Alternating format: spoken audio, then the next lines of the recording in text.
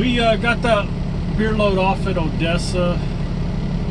Woke up this morning and got there about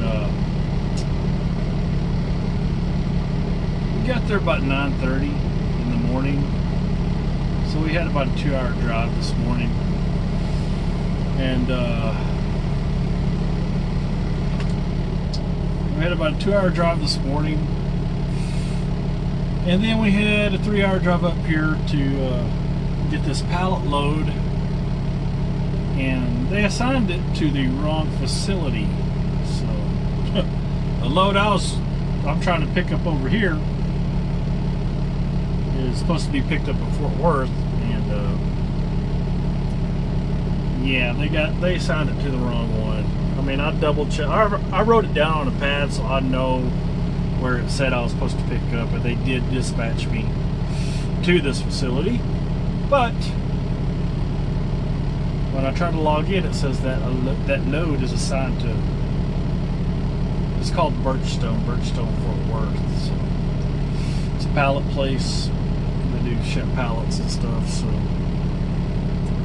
I don't know if we're going to be able to get a load here. So we may have to end up getting a truck order not used.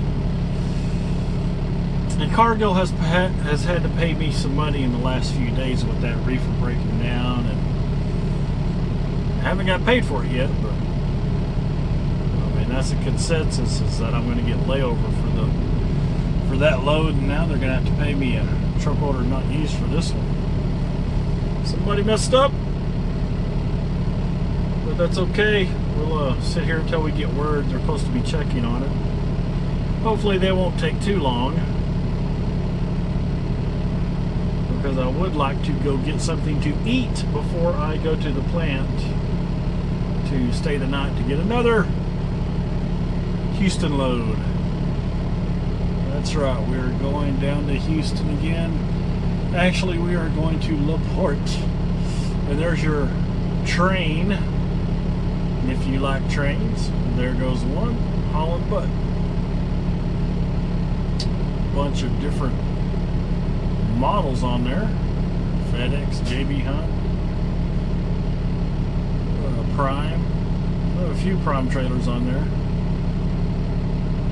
Yellow Freight, and some logistic companies, and some of them aren't even marked. Walmart, Martin. It's pretty cool. We're going to sit here for a little while and see if they're going to work something out. I would like to get this pallet load because it pays pretty good. And I got to go to the plant anyway, so why not take a load over there? So if not, that'll suck. But I'll get paid for it regardless. But I just wanted to check out this new mount. I don't know how secure it's going to be, going down the road or whatnot, or even holding the phone. Because why I don't like this is because I actually have to unhook it from this mount to be able to grab my phone. With the magnetic mount, I can just I can just grab it off the magnet. And also,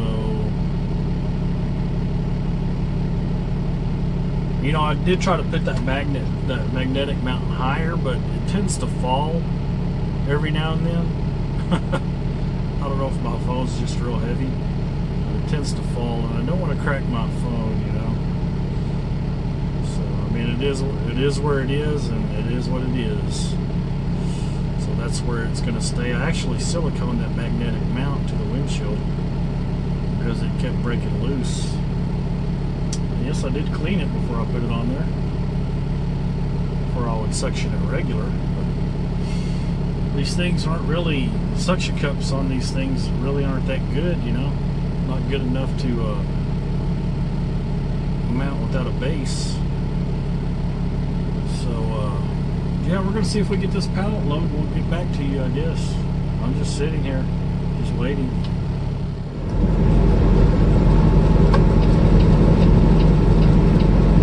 How's it going, people?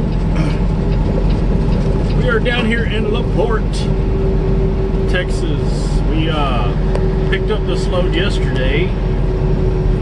Stayed overnight at the plant. Picked up this load in the morning. We had a live load at the freezer.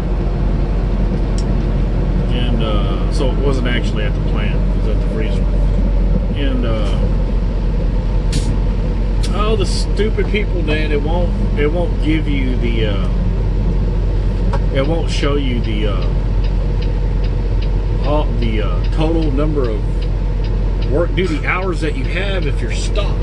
You have to be driving in order for it to show you how many hours you have on the day on duty. So I left an hour early. I had time. I stayed at the plant, but I only stayed there for.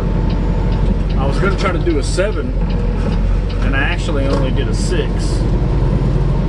So, I mean, it gave me 8 hours driving time back, which is all that I could see, and I thought I got my full time back, or at least enough time to get down here to LaPorte, you know, which is a 10.5-hour drive. But I didn't. I was I was going to be like an hour short, so I had to stop again there off of I-20 last night or yesterday afternoon, and actually I'm not sure if I can get in that way. I had to stop and actually do another 7. I actually didn't complete the 1-7 I did at the plant or at the freezer, so I had to stop again there off I-20 yesterday afternoon and redo my 7 to get enough time back to get down here, and I barely got enough time back. I had just enough to get down here with about 20 minutes left. So they were working on the I would have went in that other way, but they're doing some concrete work over there, so I really don't know if I can actually get in over there. But now it's going to be tough to get turned around over here. Shit. Come on, car.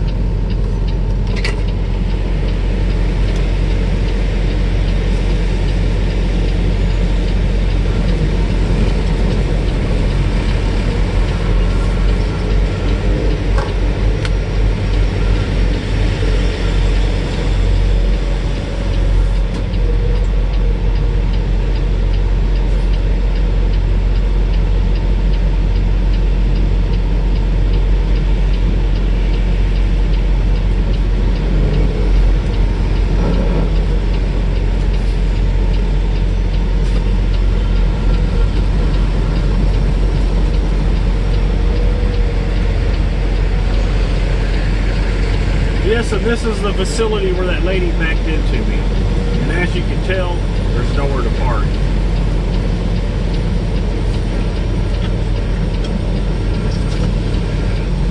So we're going to have to jackknife it a bit to get turned around.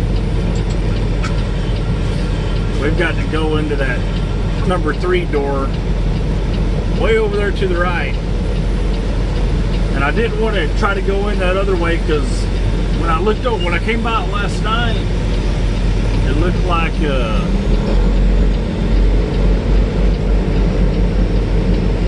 they were still working on that entrance, or they were done with the entrance, but they were still working on the drive.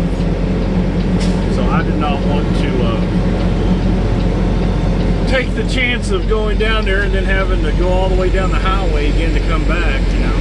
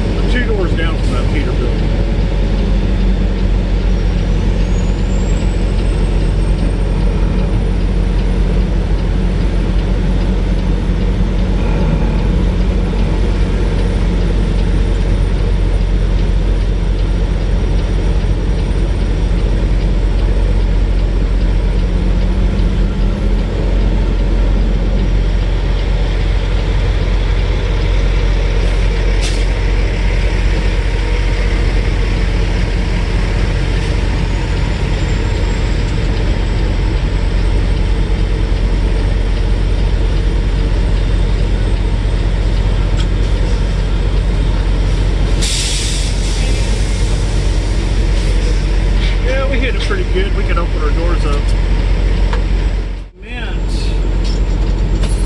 Slide my tandems, not open my doors, because this facility they want to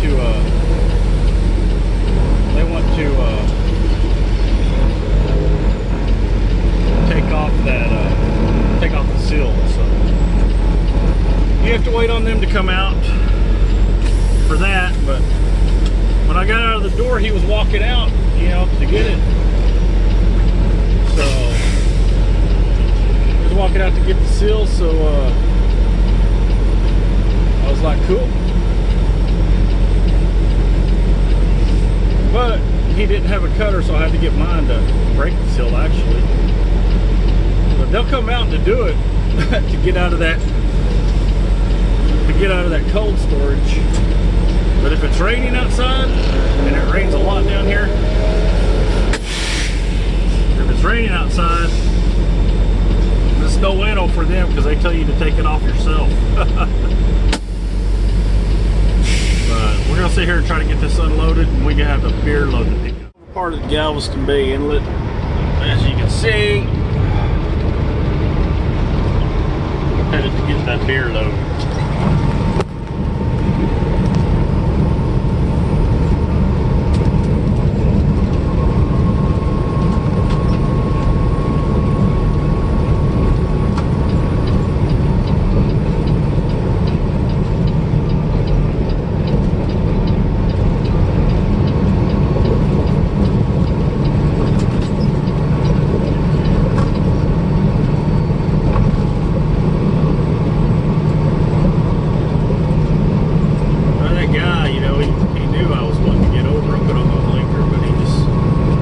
Beside me, you know, until the last second they got over.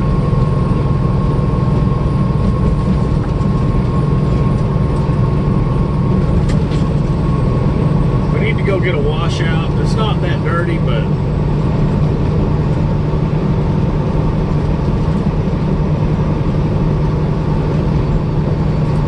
you know, when you have pallet pieces on the floor of a reefer, and that floor is corrugated for the airflow, it's a pain in the butt trying to sweep it out. So we're just going to go get the trailer washout.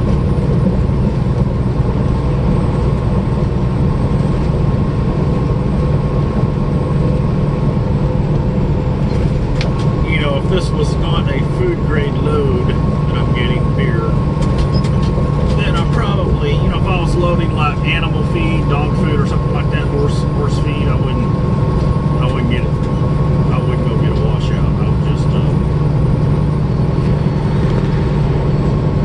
run with it, because, you know, it's just pallet pieces.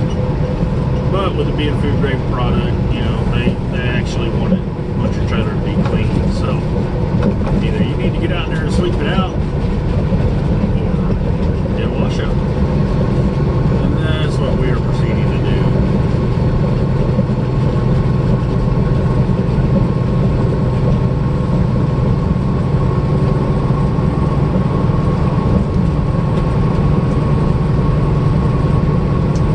I do need to put my truck in the shop again.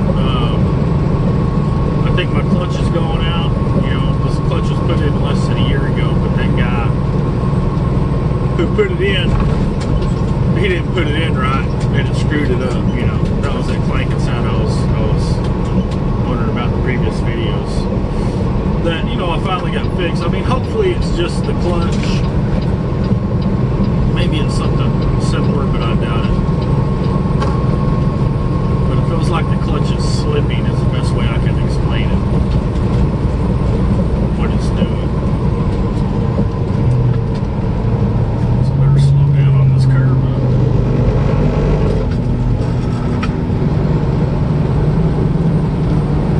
So what we're going to do, we've already agreed to take a load to Fort Worth, so we're going to get this beer load back up there and take another meat load to Fort Worth, because mechanic shop, I am not going back to that same mechanic. There's no way in heck. I'm taking my truck to him again when he doesn't even know how to put in a clutch or know how to even adjust the clutch right. So we're going to take it to a reputable shop.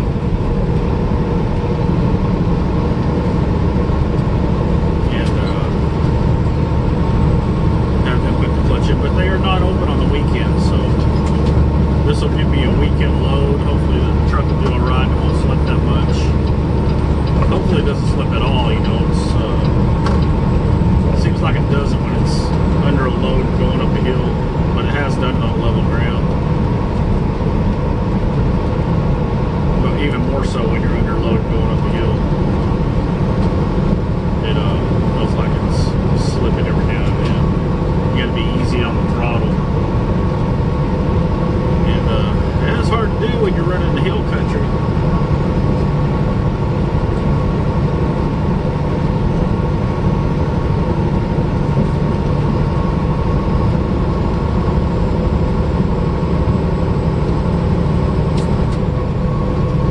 We'll get over here to the Blue Beacon and get a wash.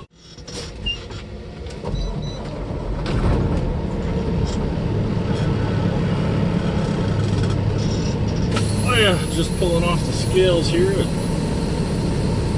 Anheuser-Busch.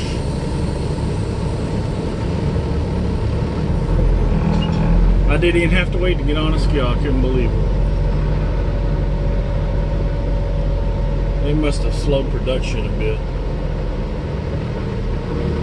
I mean, it is around 5:30, but usually even at 5:30 they're real busy. So, time to slide the tandems. Leaving the Missouri Underground, as you can see. I don't know if you can see that or not.